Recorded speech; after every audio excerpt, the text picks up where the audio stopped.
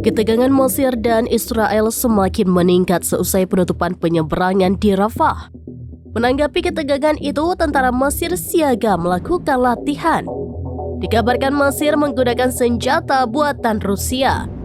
Dikutip dari Al-Mayadeen, hal itu disampaikan oleh Menteri Pertahanan Mesir dan Panglima Angkatan Bersenjata Mohamed Zaki.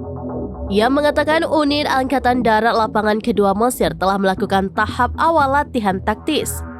Dalam latihan tersebut, tentara Mesir menggunakan amunisi aktif yang mampu mencakup infiltrasi garis depan musuh. Angkatan Bersenjata Mesir telah menggunakan kumpulan senjata serang dan pertahanan Rusia, termasuk helikopter serang tunggal Kamov Ka-50 yang juga dikenal sebagai hiu hitam untuk perlindungan udara bagi pasukan darat. Mesir juga menggunakan beberapa pertahanan udara Rusia lainnya.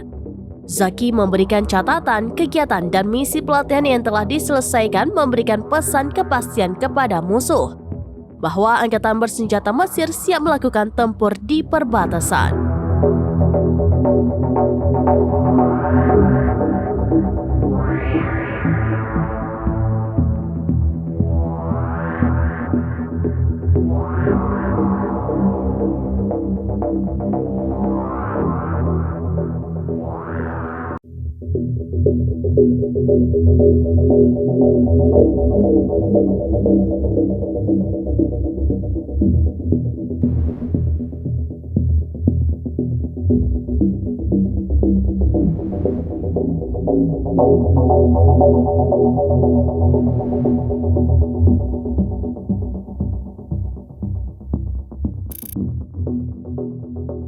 Download Tribun X sekarang, menghadirkan lokal menjadi Indonesia.